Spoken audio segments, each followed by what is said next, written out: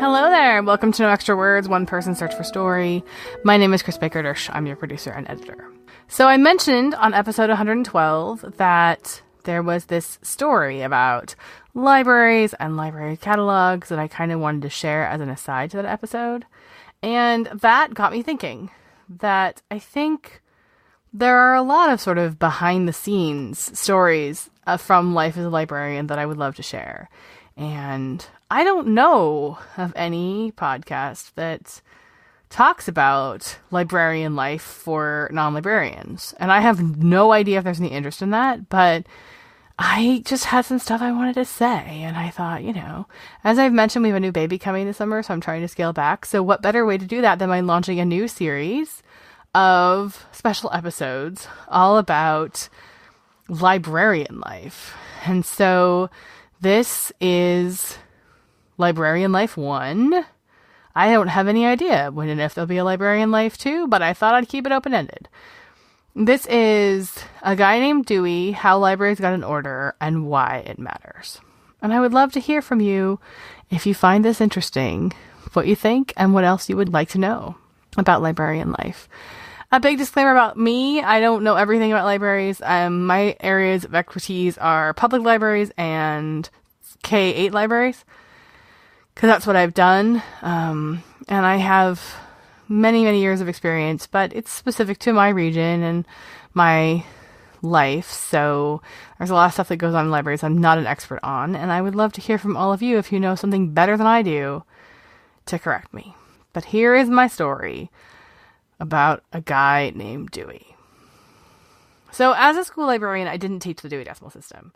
I thought there were other things that were more important than knowing this kind of pretty obscure system of numbers. But every year at my school, for Pi Day, we'd have this school-wide celebration of math, culminating in math night. So it seemed like the perfect week to do math in the library. So we'd teach the kids how to find and reshelve books based on the numbers. I figured that was a useful skill to help them navigate the library on their own. You don't have to know what the numbers mean, but knowing that they exist and knowing how to order them numerically helps. It's not required. Your friendly librarian will help you, but it's a pretty basic system. 306 comes before 306.1, which comes before 306.12. It's putting numbers in order. Invariably, at least one kid would ask me how we looked the numbers up before we had computers. And I mean, it's super easy now, right? Like, a kid comes to me, asks for books on dolphins. I type dolphins into my library's online catalog, and it gives me 599.53. And I have a couple of choices. I can just click the button that says place hold, and someone will pull that book for me and have it ready when I get there. Or, if I'm feeling ambitious, I might wander over to the shelf, and I'll find some dolphin books at 599.53, which is between 599.5, which is whales and sea mammals, and 599.536, which is orca whales. So how do we do that before we had computers? My small school had kept their library card catalog back in the day in these long recipe file boxes.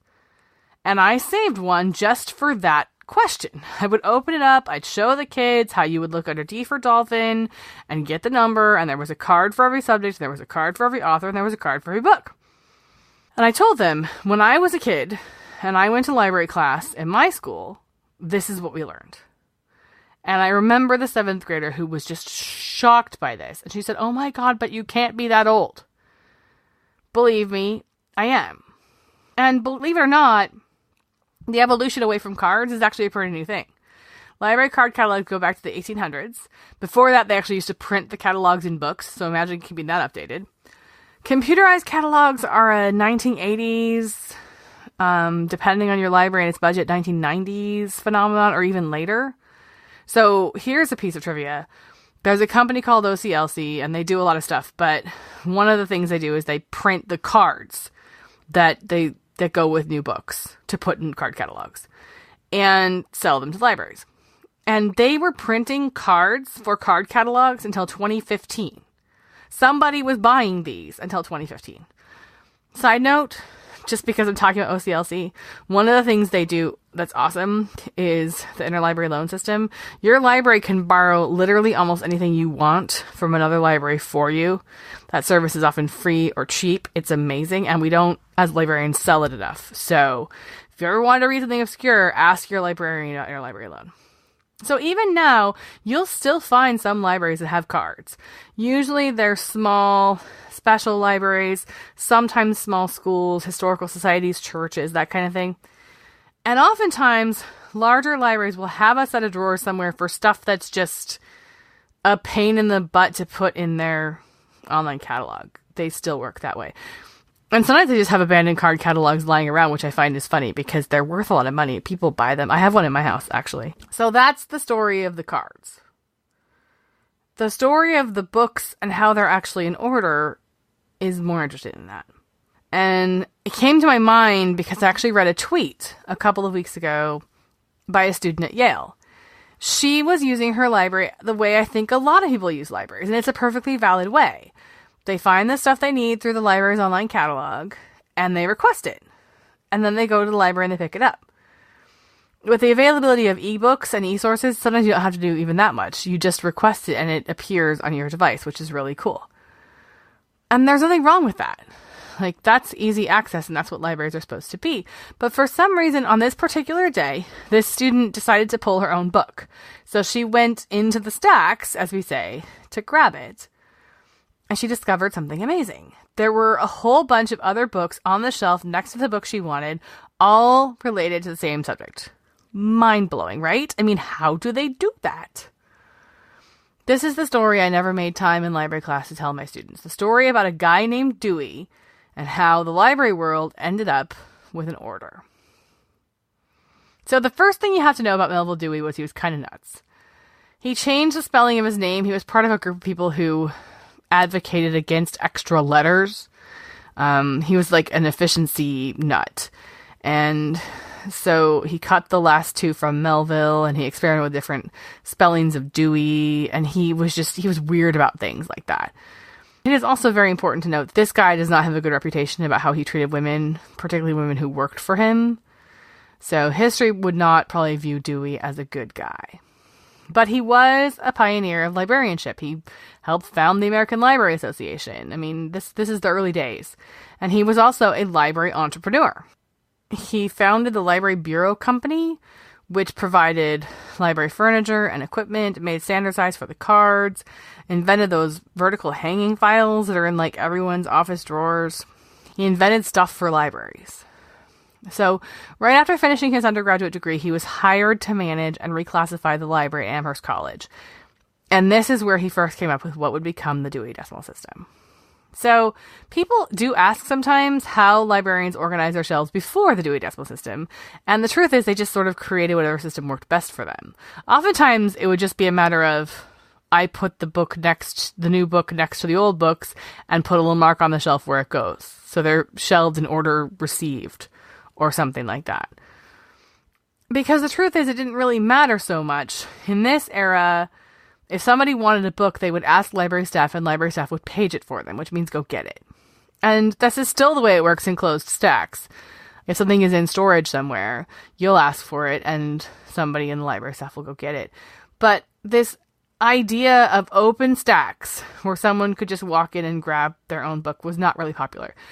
Public libraries were in their infancy at this point. So most libraries were still university affiliated, or they were private clubs, and so this idea of public access was a really new thing. But, enter Dewey, who's this efficiency expert, and he thought the system of somebody having to go pull every book that was wanted out of the back was super inefficient. And he wanted a flexible system that would allow books to sit in an order that would keep subjects together and that would help make things easy to find. And giving each book a 3-digit number between 000 and 999 and putting it all in order seemed like a good way to do it. And this is where he decided that all of the knowledge of the world could be divided into 10 categories. So dividing the world's knowledge into categories is not a new idea at this point. About 300 years before Dewey, a scientist and a philosopher named Sir Francis Bacon speculated that all the world's knowledge could be divided into 3 categories: memory, reason, and imagination. So if you're bored, take a look at all the books on your shelf and see if they fit into those 3 categories. A lot of people were influenced by Bacon. Thomas Jefferson used him. This was well-known knowledge by Dewey's time. And Dewey was influenced by Bacon as well. But in Dewey's world, there would be 10 categories. So you've got these 3-digit numbers, and they kind of divide themselves into what we call centuries. So it starts with the zeros, the 100s, the 200s, and so on. And he came up with 10 categories into which everything fits.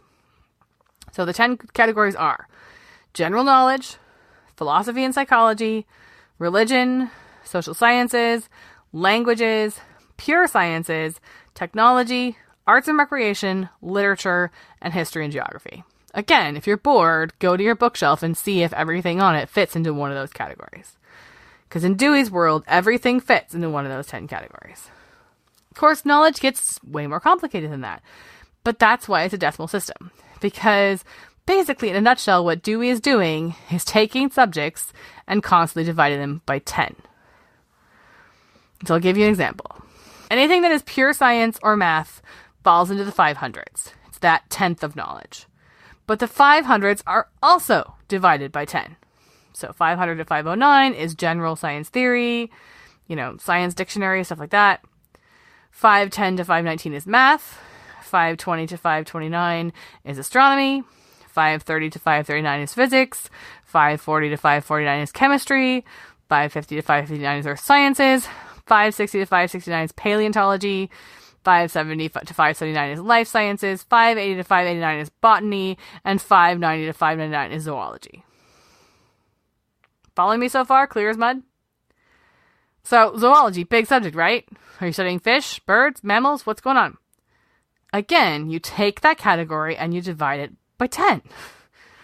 So 590 is general, 591 is slightly more specific. Zoology's a little weird like that. It has zoological studies and then zoology, it's subdivided. Anyway, getting past that, then it starts to subdivide. So 592 is invertebrates, and 593 is protozoa, and 594 is mollusks, and 595 is all the other invertebrates, and 596 is vertebra. Then 597 is fish, and 598 is birds, and 599 is mammals. So that call number that I mentioned above, the 599.5, what did I say it was? 599.53 is dolphins. This is where that fits. Because again, that 599 category is divided by 10. And it lands whales and sea mammals at 599.5, and then it can be divided up again to make space for dolphins, and so on. You can keep getting more and more specific by adding more and more places after the decimal. This is where people are lost. And everyone's saying, oh my god, she's throwing all this math at me. And I promise the number part of the conversation is over. But this is the nice thing about Dewey, is you can utilize it without ever having to understand it. I don't have to know why 599.53 is dolphins. And if my explanation just went way over your head, no big deal. You can do it. And it's way easier than having to tell you 8 places to go because the books are in order of appearance, or having to send a library staff person around to fetch them every time there's a request. At least it was in Dewey's time. So he made this system, and there are charts, and there's a whole book. And he copyrighted it, and he made a ton of money off of it. And today, most school and public libraries in the U.S. use Dewey, at least in part, to organize their collections. A lot of them separate out fiction, because fiction falls in the 800s, which is that literature. Well, in libraries, that would just be too much 800s. So most people take fiction out and put it in its own section. And you can modify the system. When you're a school librarian, the people who make the spine labels for you will actually ask you, how many places after the decimal is your max that you want, because some people just limit it to 1 or 2, because getting super specific is not as important as being able to get books back on the shelf quick. And when you end up with books that have the same number, a classic example is cookbooks. General American Cooking is 641.5. That can be shelves and shelves and shelves. And so everything just goes in author order after you get the 641.5. So there's lots of ways to tweak it, but it's all basically Dewey. Now, this is an old system. It goes back to the 19th century, and nothing that's been around that long is perfect. The Dewey Decimal System has flaws. And one of them is that these major categories were laid out well over 100 years ago, and they reflect region and language bias that's sort of baked in. It's hard to get rid of. The classic example of this is religion. Religion is the 200s. So the first 9 categories in religion, so 200 all the way to 289, all deal with different aspects of Christianity. So you've got this whole world of religion, and 9/10 of it is Christianity. And they divide Christianity all over the place based on region, based on church history, moral theology, biblical studies. There's so many divisions in Christianity. But everything else gets stuck in the 290s, which is quote-unquote comparative in other religions. This is hardly the benchmark of a plural society. You can see the same bias in the 400s, which is language. The European languages dominate 9 categories over there. And the thing about a category is once it's in place, it's hard to change it. It's not really worth changing because the whole idea here is things that were cataloged a long time ago stay where they are and everything else gets built around it. That's the whole way the system is built. It's designed for you to not have to move everything around every time you get a new book. So to change categories is hard. It's annoying. And what happens is non-Western religion, history, language, and so on get longer numbers because they have to be a smaller region gets divided more. But the point is the system's flexible and there are spaces for all these things, even though they might fit into a certain, nobody comes into your library and says, hey, you only get this much shelf space for 290s, which is comparative religions. You can use as much shelf space as you want. It just makes for longer numbers. And in terms of institutional barriers, it's a pretty minor one. The other problem with Dewey is there are things that just don't go anywhere. Like computers are the classic example because there weren't any. Dewey has a technology section. It's the 600s. But in Dewey's day, that's things like medicine and agriculture and manufacturing and architecture. There's no computers category. So sometimes they get slotted in to what's like office management stuff, which is the 650s. More often than not, they get stuck over in the zeros, which is quote unquote general knowledge. That's where encyclopedias live and books about books. And you've had to kind of create an area in the zeros for computer books. So it's a flawed system, but they're pretty minor flaws. And there are librarians who hate Dewey, and there are librarians who will wax rhapsodic about Dewey. I have this book. It's this hysterical little book that my sister bought me when I was in library school called The Dewey Decimal System of Love. It's a romance about a quirky librarian who's basically a stereotype of librarians, but in a way that makes her interesting. And she just has this love affair with the Dewey Decimal System, and she'll tell you what's wonderful about it. I don't fall into either one of those categories. It's a flawed system, but I don't hate it. If you consider that before Dewey, you had to find a new way to mark space for each new book you got, it's a pretty ingenious system. It allows the whole collection to be in place, and books get slotted in where they go as old books get removed, because this is a big part of what librarians do, is we're getting new stuff that we need and getting rid of old stuff that we no longer need. And to have a system in place to make that quicker helps. And it allows that pesky public to grab their own stuff if they want to, because everything is clearly marked where it goes and easy to put back when it's done. So you don't have to have closed stacks. You don't have to lock everything down. You can quite literally open the place up. And that's why this matters.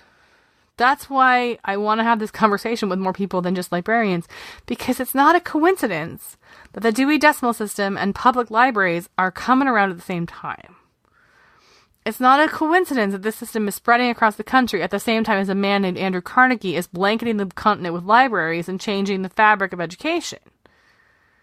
The idea of a library catalog and being able to find what you're looking for is about more than a quirky guy named Dewey, who tried to divide the world by 10 with mixed results.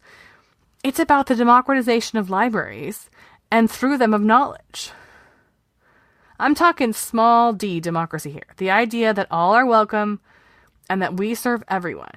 As dumb as it sounds now with the way information works now, the idea of open shelves of books and people basically helping themselves to whatever knowledge they wanted just for signing their name on a card, in the late 19th century, that was still a pretty revolutionary idea. And for all their flaws, that's still what public libraries are trying to do. I hear all the time, you want to hear opinions from people? Start the conversation with, I'm a librarian, and see what they say. I hear all the time people hate libraries and don't use them. They think they're outdated. And that's cool, whatever. I don't care. If it doesn't serve your needs, please, by all means, don't go. It feels quaint and old-fashioned. I get it. A lot of the stuff you used to get from there, you can get online for free. I get it. There's still a lot of stuff that you can't get online for free, but maybe you don't want it or you don't mind paying for it. I really don't care. No judgment. But your local library is still one of the few places that I know of where anyone that wants to go can get almost anything from it that they want or need, regardless of who they are, whether they have any money, whether they speak English, whether they smell funny, whether they can use technology. It doesn't matter. All those barriers get stripped away when you walk through the door. And that is, I'm sorry, still pretty cool. There aren't a lot of places like that. Yes, the Dewey Decimal System and library cataloging seem like a relic from another time. And in a lot of ways they are. But bottom line is cataloging equals access. How easy something is to find depends on the human who puts it in a place where people can look for it. And that's true on a library shelf, and it's also true of a website. And those systems are in place. Those cataloging systems are in place because libraries made this revolutionary step on believing that everyone, and I'm going to tell you guys, in an age where we're arguing about who is and isn't allowed to sit in Starbucks without buying coffee, and who does and doesn't get treated the same way by pretty much everyone, that word, everybody, is still a really big word. Everyone should be able to use the resources and get what they need. Are we perfect about that? Heck no. But that's what the system is built on. That's what we are striving for. That's what we are trying to do. In some ways, libraries are going back to what they looked like before Dewey. The difference is that with modern technology, you don't need the people. So many of your resources are digital now that you place holds on them and the computer basically pulls them and puts them on your device for you. And you never have to set foot in the place. And do me a favor, please. If that's how you use your library, please don't tell me you never use the library. It's totally fine to me if you use your library without ever setting foot in the place. Just don't say I never use it. And please don't assume that you're not utilizing the services of your local librarian who's making all that digital checking out possible. Your digital checkouts count, and we love you for them, and you're awesome. And if you don't know how to get digital stuff from your library, you should find out because it's a pretty cool system. Even if you want physical copies of things, most library systems I know of make it really easy to put a hold on something and they'll pull it for you and they'll be sitting there when you get there. If you want to. There are still a lot of browsers among us. I'm one of them. So there's lots of different ways people use the library. But this only works because of the catalogers. This only works because of the people putting the data about the books into the system. Because without them, you still can't get it. Whether it's a computer pulling it for you or a person pulling it for you or you pulling it for yourself, you can't get it unless somebody puts the right data in about it. That sounds dumb, but it's true. Cataloging still equals access. The difference is we're not putting cards in catalogs anymore. We're doing it by computer. So before I wrap all this up, I just want to do one clarification. Not all libraries use Dewey. In the U.S., and I really couldn't tell you about libraries that are not in the U.S., but in the U.S., there are two major systems. The first is Dewey, which is used mainly by public and school libraries. And the second is LC, which is Library of Congress.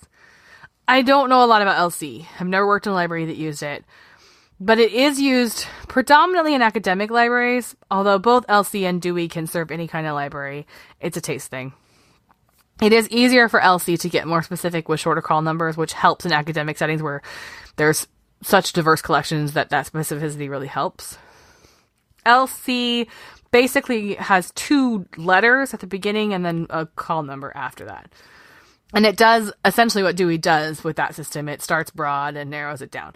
My favorite LC story ever, and the only reason I bring LC up, a woman I used to work with at a library years ago had been a library employee at a Lutheran college library.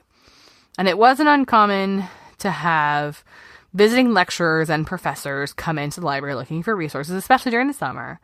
And a common question was where to find the biblical studies books. And my friend always got a good chuckle because people would ask for biblical studies and her response would be, oh, BS. BS being the 2 letters that define that section. It's just a coincidence. Most LC numbers aren't like that, but it just so happens that biblical studies happens to be the initials. It happens to be BS. And so seeing a conservative visiting lecturer ask where these books were and get told BS would always give her a good laugh. Laughs in library land, what can I say?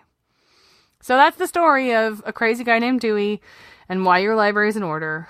Again, hit me up with what you think. If you'd like to hear more behind the scenes of library life, I have some thoughts about what I would bring you. And in the meantime, I'm glad you listened to this little story of mine. And I'll be back soon to talk more about book pairings and the things we normally do. And who knows, maybe at some point we'll have a Librarian Life Part 2 and we'll talk about something else libraries. In the meantime, go out in the world and find yourselves a good story.